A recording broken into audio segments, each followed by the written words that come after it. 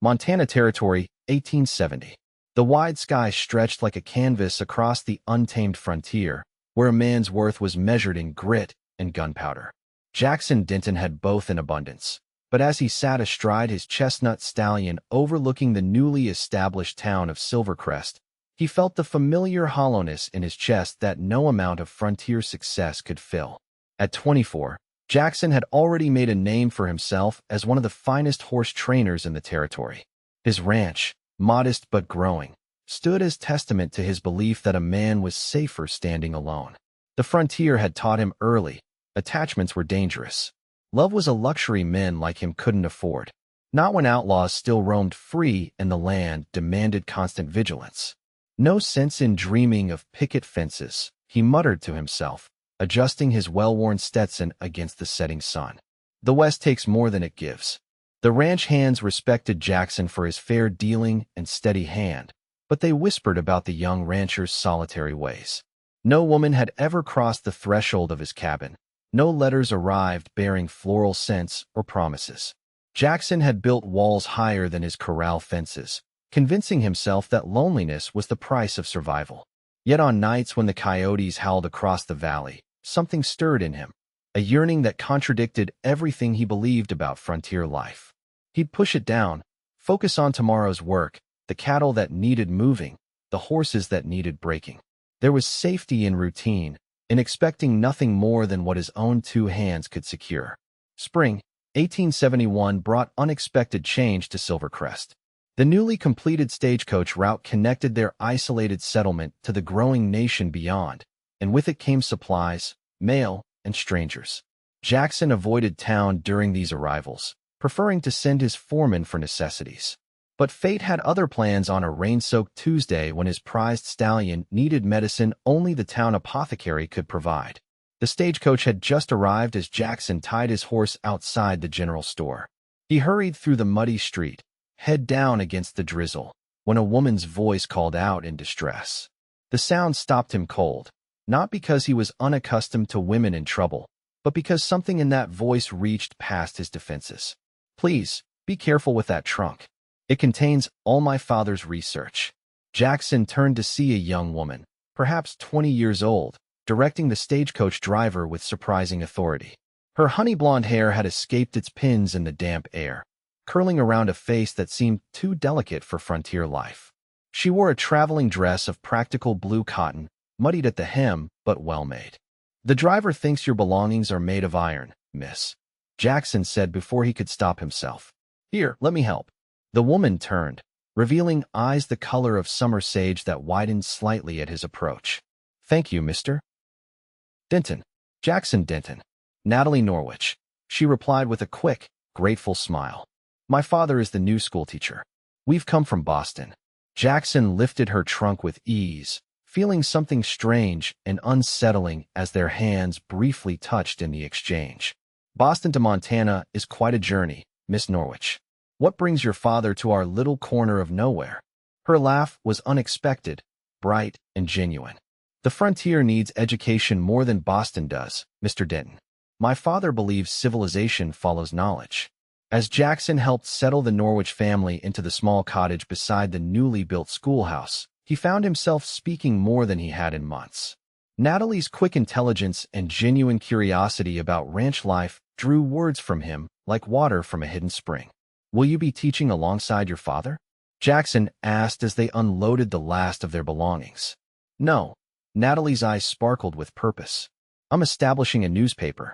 Silvercrest deserves its own voice." Jackson couldn't hide his surprise. "A newspaper? Run by a woman? Does that trouble you, Mr. Denton?" she challenged, chin lifting slightly. "No, ma'am."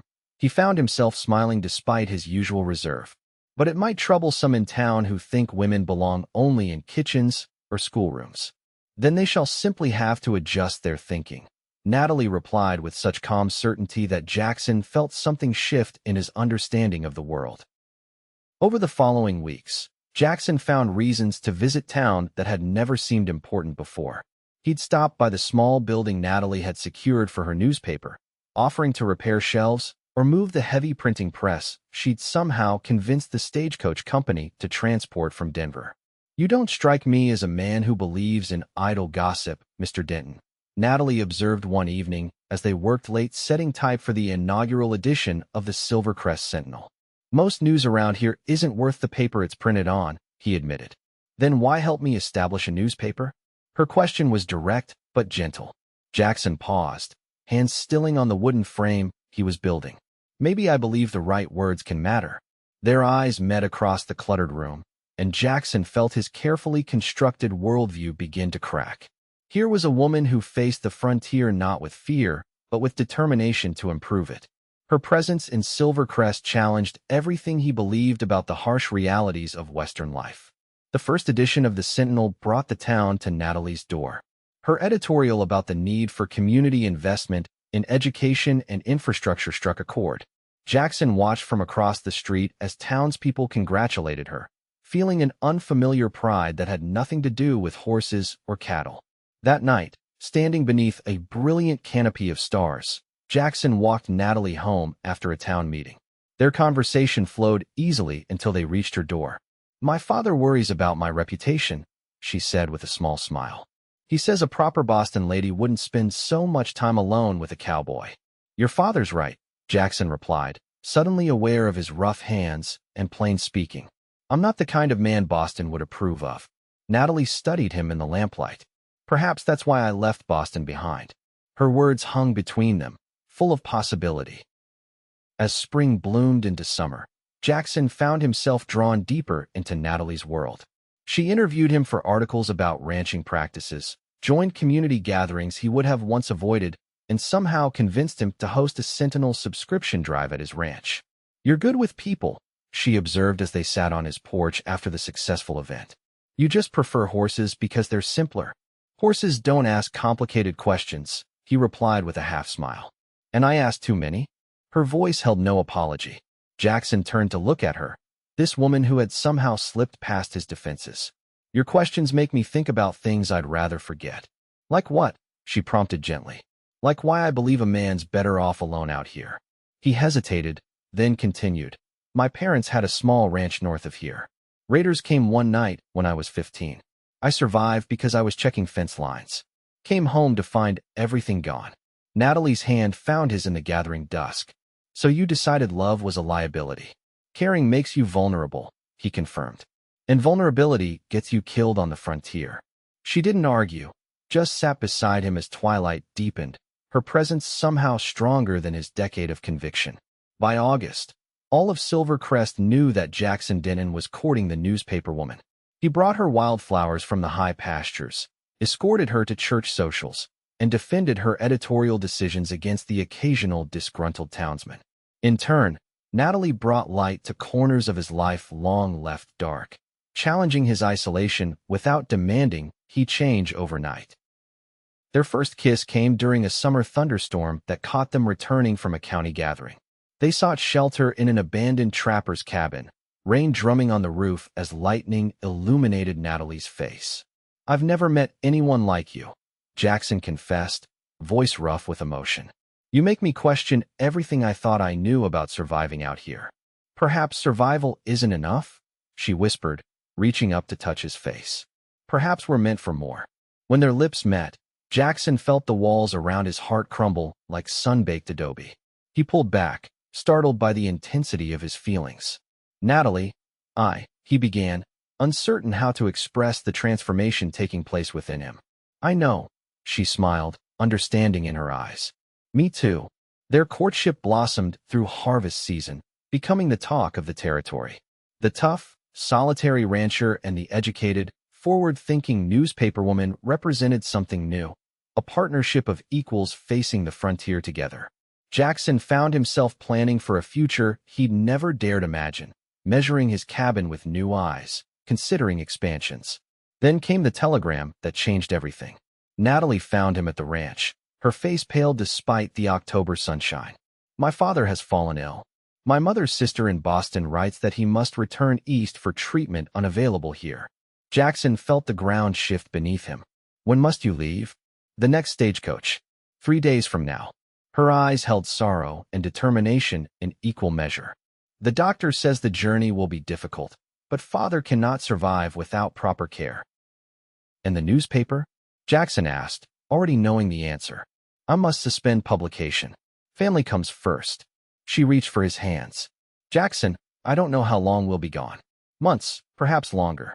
That night, beneath a harvest moon, they made promises neither was certain they could keep. Jackson vowed to wait, to write, to be there when she returned. Natalie promised the same, pressing a cameo brooch into his palm. This was my grandmother's, she said softly. Keep it until I return.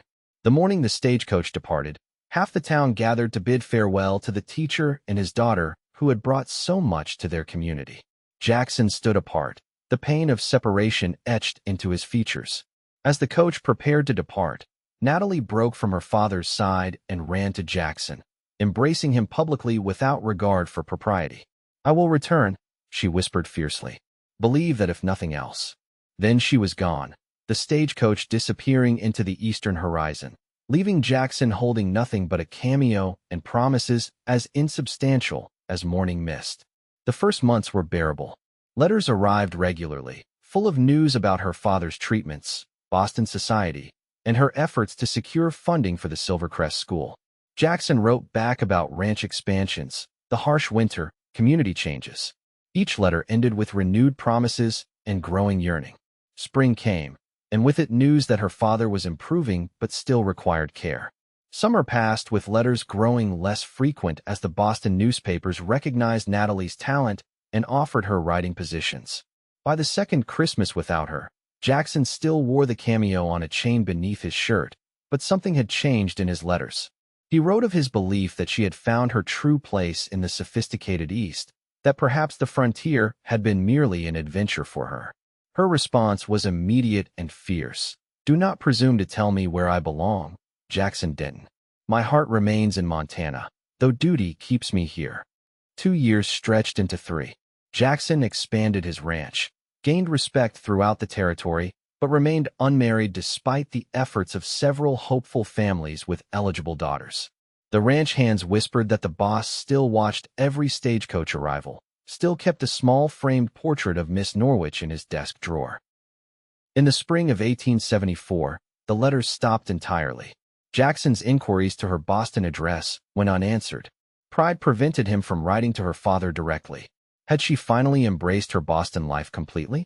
Found an educated man more suited to her intelligence and ambitions? The uncertainty was worse than confirmed loss. Jackson buried himself in work, driving his hands and himself to exhaustion. He built the largest horse breeding operation in the territory, became known for fair business practices and exceptional stock. If loneliness was the price of his success, he told himself it was one he'd always expected to pay. You still waiting on that newspaper gal? His foreman asked one evening as they shared whiskey after a successful cattle sale. It's been 4 years now. Not waiting, Jackson replied, though the cameo still rested against his chest. Just haven't found anyone worth changing for. The autumn of 1875 brought unexpected developments.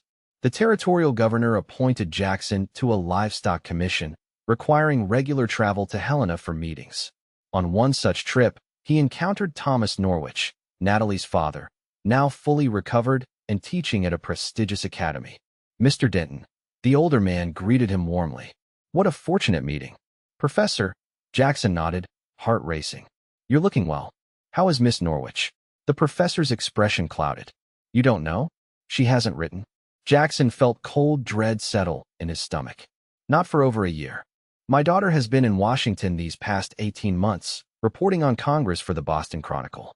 Her articles on Western interests have gained national attention. Pride mixed with concern in the old teacher's voice. She was gravely ill last winter, pneumonia. I feared we might lose her. She's recovered? Jackson barely recognized his own voice. Yes, thank God. But I'm surprised she hasn't contacted you. She spoke of you often during her recovery. That night, Jackson wrote the most difficult letter of his life, addressing it to the newspaper offices in Washington. He poured out 5 years of waiting, hoping, and finally doubting. He asked directly if she had found a life better suited to her talents than anything Silvercrest could offer. I have kept my promise, he wrote in conclusion. I have waited, but I need to know if I wait in vain. Months passed without response. Jackson convinced himself that her silence was answer enough. He threw himself into winter preparations, expanded his ranch house, and even, in a moment of grim resolution, began calling on the widow who had recently purchased the general store. December brought record snows to the Montana Territory. Jackson's ranch was isolated for weeks, communication with town impossible through the deep drifts. When the paths finally cleared enough for travel, he rode to Silvercrest for supplies and mail, expecting nothing beyond cattle market reports and commission business. The postmaster handed him a thick envelope bearing Washington postmarks. "Been holding this since before the storms," the old man said with a knowing look. "Figured it might be important." Jackson retreated to the privacy of the hotel dining room to read Natalie's letter. Her elegant handwriting covered page after page, explaining everything. The pneumonia had nearly killed her. During her long recovery, she had written dozens of letters to Jackson, only to burn them all, convinced that her prolonged absence had released him from any obligation. "I became certain you had built a new life," she wrote. "That asking you to wait longer would be selfishness of the highest order. My pride prevented me from writing merely to ask if you had forgotten me." The final page contained news that stopped his heart. "My work in Washington concludes next month. I have accepted a position with a publishing house in Denver, overseeing a new journal dedicated to Western territories and their development. I will arrive by train on January 15th. If you should happen to be there, perhaps we might discover if 5 years has changed us beyond recognition." It was January 12th. Jackson left for Denver that night, driving his fastest team through snow-covered passes, changing horses at way stations, barely stopping to eat or rest. He reached the growing city hours before the Eastern train was scheduled to arrive, securing a hotel room only to pace it restlessly, unable to settle his thoughts. What if she had changed too much? What if he seemed provincial and limited to her now? What if the connection they had shared had been real but temporary? A frontier romance unable to withstand years and distance. The train station hummed with activity as Jackson took his position near the arrivals board. The Eastern Express pulled in with a shriek of steam and metal, disgorging passengers into the winter sunshine. Jackson searched the crowd, suddenly uncertain he would even recognize her after 5 years. Then the crowd parted, and there she was. At 25, Natalie Norwich had matured from pretty to truly beautiful. Her honey blonde hair was arranged more elegantly, her traveling suit of deep burgundy wool clearly expensive and fashionable. But it was her eyes, still that same clear sage green, that caught and held him, widening as they found his across the platform. For a moment, neither moved. 5 years stretched between them like an uncrossable divide. Then Natalie took one step forward, then another, until she stood before him, close enough to touch, but separated still by uncertainty. "Jackson," she whispered, her voice deeper than he remembered. "You came back," was all he could manage. "I never truly left." Her hand rose to touch his chest where, beneath his shirt, her grandmother's cameo still rested. Not in the ways that matter. Something broke in Jackson then, the last remnants of the solitary man who believed love was a liability. He pulled her to him, heedless of the crowded platform or proper behavior. Their kiss was a homecoming and a new beginning, an answer to 5 years of questions. "I tried to forget you," he admitted when they finally pulled apart. "I tried to convince myself the frontier was no place for lasting love. And I tried to believe I belonged in the East," she replied, her fingers laced with his. "We were both wrong." They married in Denver 3 days later, unwilling to risk further separation. The story of their reunion spread through territorial newspapers, captured imaginations from Montana to Colorado. The faithful cowboy who waited, the determined woman who returned, their love strong enough to span years and miles. By spring, they had established a new life in Silvercrest. Jackson's ranch flourished under their combined vision. Natalie revived the Sentinel, transforming it into a respected voice for territorial interests. Their home became a gathering place for community leaders and travelers alike. Their partnership an example of what the West could become. "Do you ever regret it?" Jackson asked one evening as they stood on their porch, watching the sunset paint the mountains gold and crimson. "Coming back to this wild country when you could have had success in Washington?" Natalie turned in his arms, her face radiant in the fading light. "The only thing I ever regretted was leaving in the first place." In her eyes, Jackson saw the truth that had eluded him for so long. The frontier wasn't something to be endured alone. It was a place where love could take root and grow stronger for having weathered distance and doubt. Their story, now told around campfires and in parlors throughout the West, stood as proof that even in the untamed territories, the heart could find its true home. 5 years, he murmured, touching her face with wonder. I would have waited 50. You won't have to wait anymore, Natalie promised, reaching up to kiss him as the first stars appeared in the darkening sky. Whatever comes, we face it together. And in that moment, with the woman he loved in his arms and their future stretching before them, Denton finally understood that the greatest courage wasn't facing frontier dangers alone, but in daring to believe that love, tested by time and distance, could not only survive in the West, but help to tame it.